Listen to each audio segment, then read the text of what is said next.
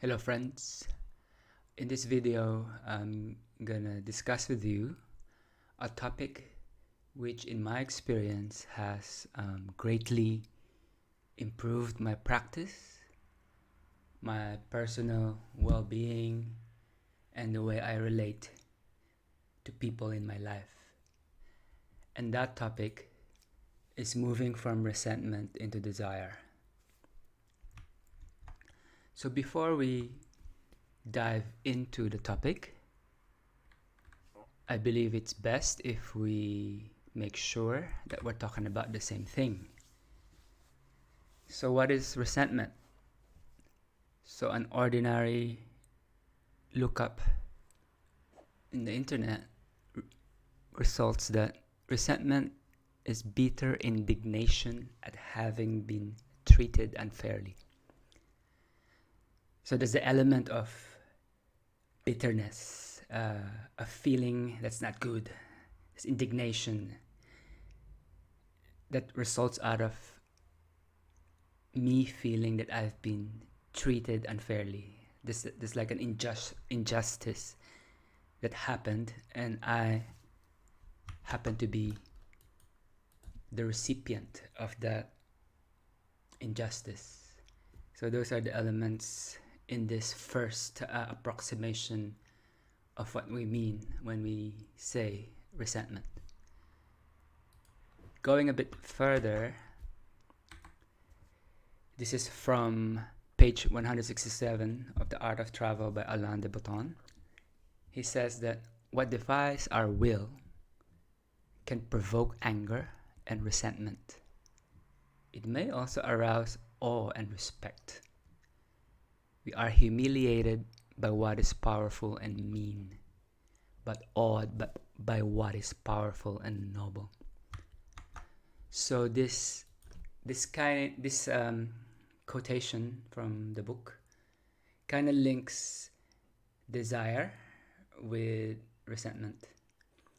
So in the quotation, it says that if our will is frustrated, so we could substitute if our desire, if we don't get what we want, it's either we feel anger and resentment, most likely if the reason we didn't get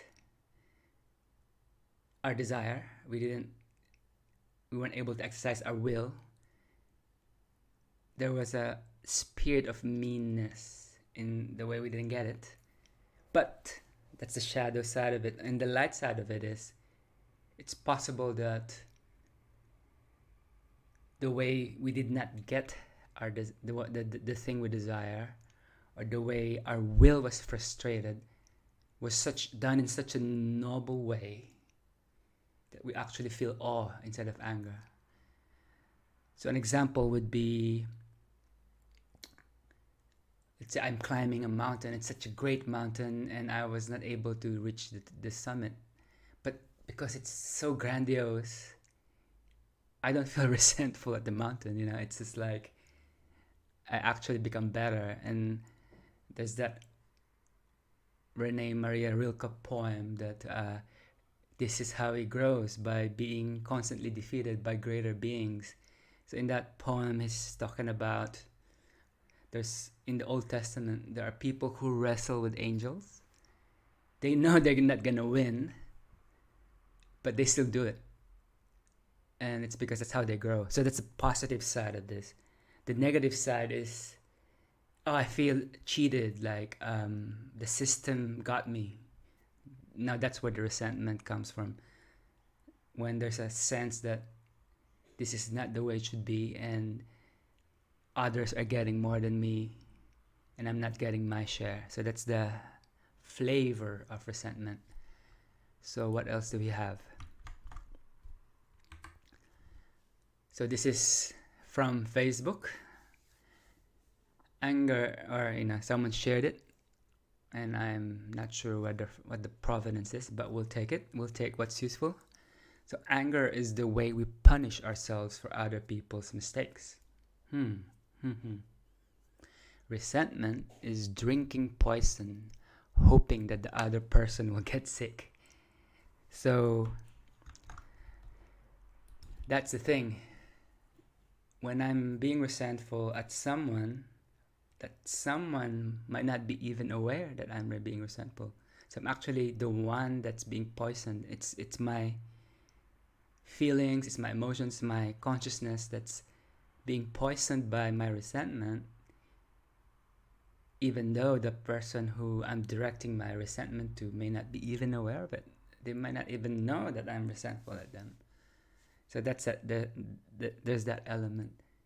And again, as in all these videos of me talking about these things, this is a partial truth, because anger has its place, Anger is a natural reaction if our boundaries are crossed. So I'm looking at the other partial truth, that there's a sense that sometimes if we don't move on from the anger and the resentment, it's hurting us more than it's benefiting us. It benefits us when resentment and anger allows us to keep our boundaries, but it hurts us when 10 years later we're still being bitter, or we're still being affected by something that happened in kindergarten, something like that. So I'm just exaggerating it for effect. So what else do we have? So going deeper into the etymology of it, so we already discussed that resentment has the flavor of taking something ill, the poison. I'm the one drinking the poison. Be in some degree angry or provoked at. We've talked about that. It's from the French ressentir, feel pain, regret. From Old French ressentir, feel again, feel in turn. So in this last bit, in this etymology, from the etymology dictionary, this is the more expanded view of how we are gonna define resentment for the purposes of this video. So resentment is something that we're feeling again and again. So a good way that I visualize this in my head is, I'm resentful when there's like a loop inside my head of something that's already finished, something that already happened, something already beyond my control. It's no longer happening now. It does not necessarily have to deal with perceived injustice, as we've just discussed. It can also be something nice, like let's say I had a makeout with this amazing woman that happened like a week ago. If it's still playing in my head and it's preventing me from being with a client, with a friend, with reading a book, if it's preventing me from doing that because this tape is on replay inside my head, that's also a form of resentment for the purposes of this video. So that's what we're dealing at. How do we move away from this endless loop of something that's already past, it's already happened, it's already out of our control? How do we move on from that into desire, into the present, into what we want right now? So that is the question we're delving into. So the way I would then, so we just had we zoomed in into the actual meaning of the word, the etymology of resentment. Now we're gonna zoom out and see where is this in the context of practice, in the context of relationships. So in this, what you see here is on the left hand side. This is we're looking at this from the perspective of one school of meditation I went to. It's a Clear Vision school, and actually the name of the school itself comes from these two branches of practice. One is vision, to see reality as it is, to see meaning, to see what I'm supposed to do. And usually in this part of the practice, in this part of the tradition, it relates to meditation, it relates to vision spaces. It relates to seeing the world, the reality beyond mere appearances. So that's one part of the practice. But a second part of the practice is clarity. And this involves looking at samskaras. Samskaras are imprints in the astral body. These are imprints in our karma. So in this area, it's more on past life regression. It's looking at sourcing where things are coming from in our consciousness. That's clarity and vision. On the right hand side is from my other school of orgasmic meditation, where here direct practice is the practice of Om itself. It's a practice of orgasmic meditation and other practices. And corresponding to the clarity path in clear vision is self-excavation, where I look at myself, I become more self-aware, and I really look at every aspect of me. They're both important because in this, let's say you're someone who is on a boat and you're rowing, and where we want to be, the vision we see is right there. We need to row to get into that. We need to meditate to gain vision, to see what's ahead. We need direct practice to get at our desires, to be connected to our desires. But we could row as hard as we can. We could meditate all day. We could all day, all night. But if the boat has an anchor, we won't move. So the clarity path, the self-excavation path, are the sets of practices and techniques we use so that we can remove the anchor that's keeping us from moving forward.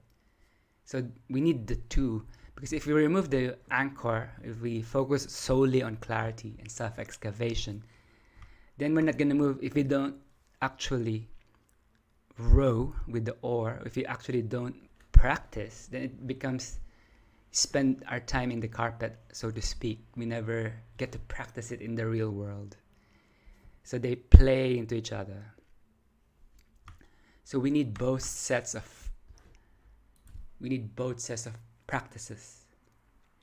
So in this particular video, we're going to focus on the clarity side and the self-excavation side. So moving forward, so we've discussed that we're doing this to clear up the things that are hindering us from moving forward, from seeing our true selves, seeing the real world.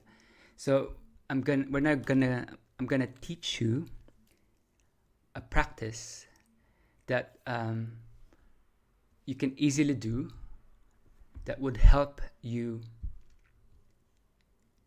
gain clarity and also help you self-excavate. So the practice is called fear inventory. So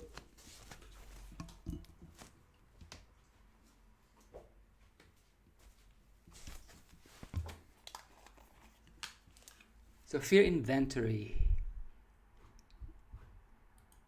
it's 2 steps to it. So these are the things you need. You need a timer. I use my phone with Insight Timer, and you just set it. I recommend you start with 15 minutes, but if you have more, and then later on, if you have more time, you could go 30 minutes, 45, an hour. If you have lots of things to excavate, you could do 2 hours. So set the timer, and then you need pen and paper. So what you do is start the timer, and then you write this out.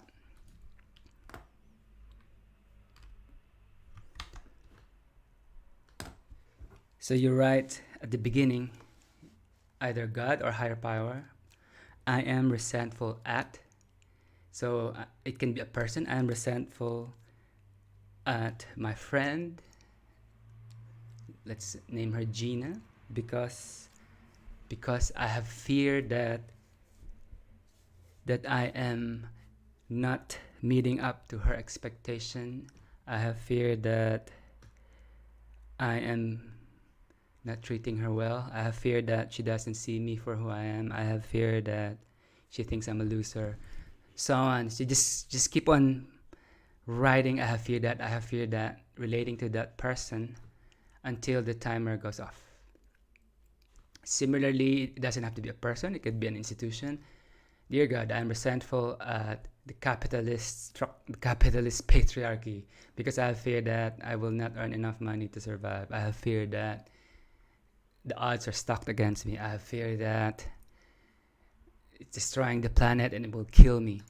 So the focus is on yourself. It's not on the other person. It's how it's affecting me. I have fear that I will die because of what the capitalists are doing. I have fear that I am part of the problem, not part of the solution. It could be also an idea. Dear God, I am resentful at jealousy because it's eating me alive. I have fear that it's eating me alive. I have fear that it will poison everything that I have. I have fear that it will make me sick. So you just keep on doing that until the timer goes off. And at the end, so when the timer goes off, at the end you write this: God or higher power, I ask you to remove these fears. I pray only for knowledge of your will for us and your power to carry that out for, and then you write the person you started off with, or the institution, or the idea. So either one of those we started off with. So that's the first part. So you write the beginning, and then you I have fear. Just keep on writing. If you run out of things to say, just you can write the same things multiple times until the set amount of time that you allotted is over. So just keep on pulling it out, and then at the end you write the ending paragraph. So that's first part of the practice.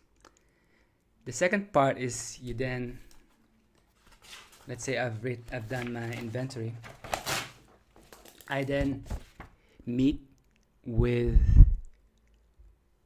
a person that's not the subject of my inventory, who's not in any way going to be affected when I read this inventory to them.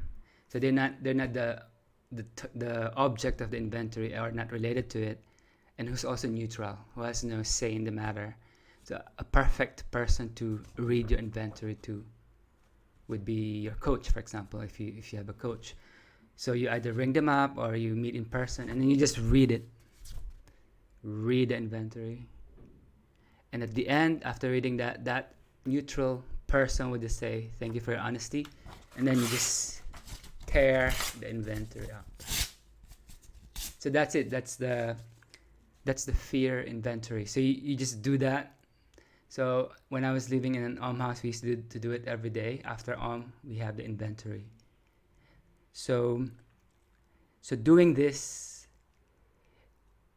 So let's then zoom out again. So okay, we do this fear inventory practice, regular practice. Why are we doing it?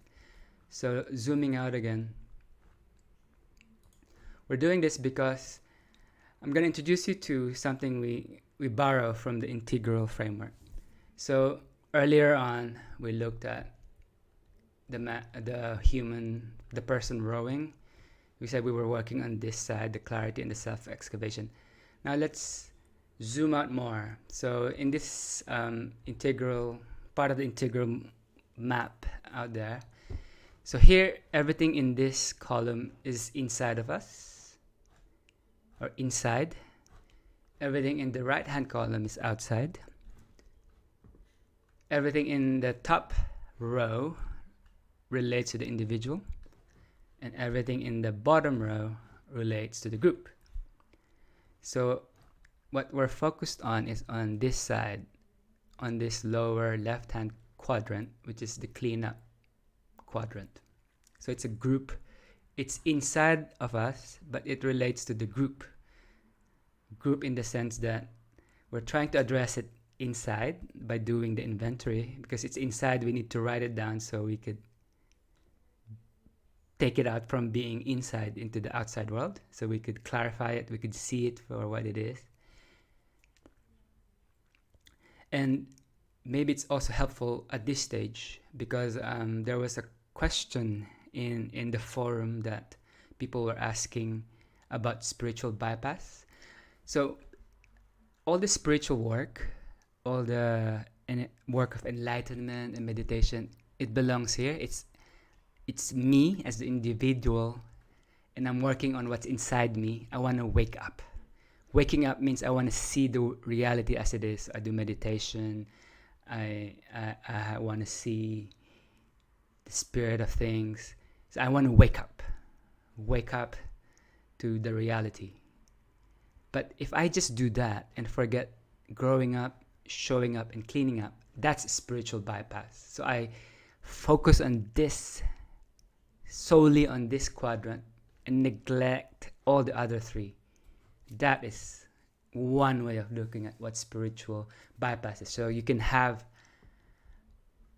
an enlightened guru who is really good in meditation, who is really good in energy, but then can't clean up relationships.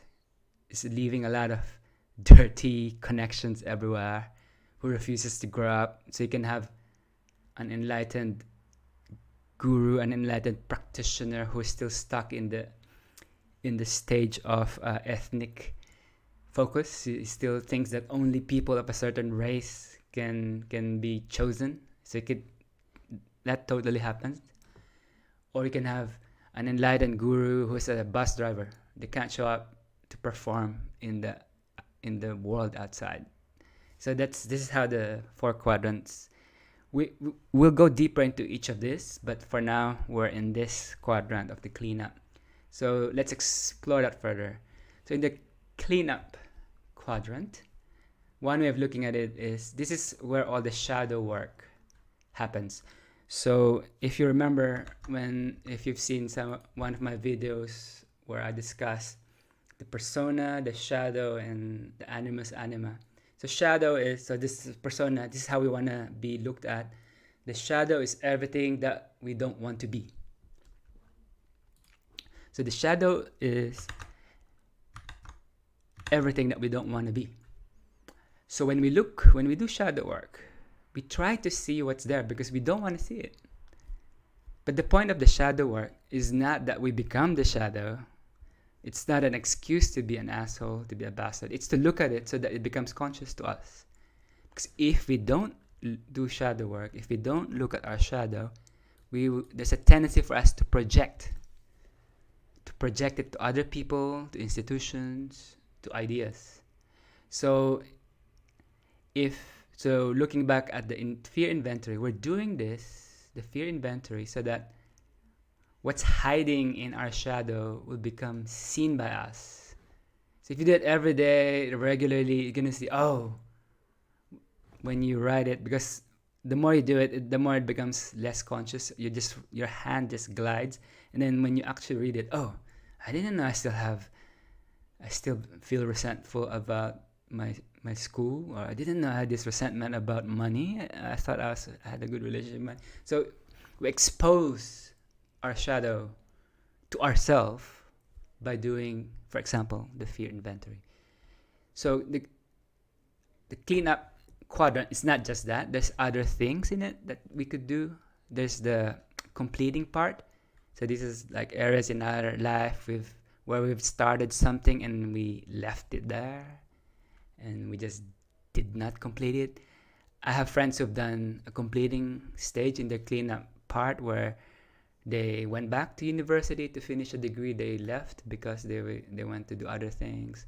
So that's an example.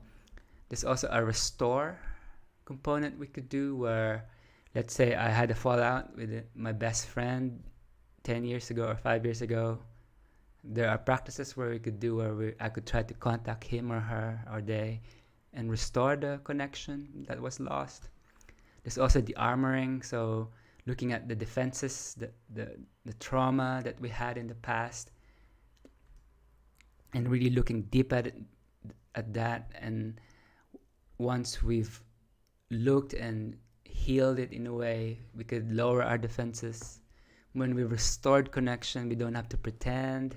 And then when we looked at our shadow, then we don't need to project to other people. We don't need to be angry all the time at everything else apart from me. So that's I'll end here for this video. But as you see, I've opened up a lot of avenues that we could dive deeper into. So if you want me to prioritize, I intend to go through the different quadrants and expand it and give more examples and share my own personal experiences in those areas. But if you want me to prioritize certain things, please feel to send me a message. And thank you for your attention, and I'll see you in the next video.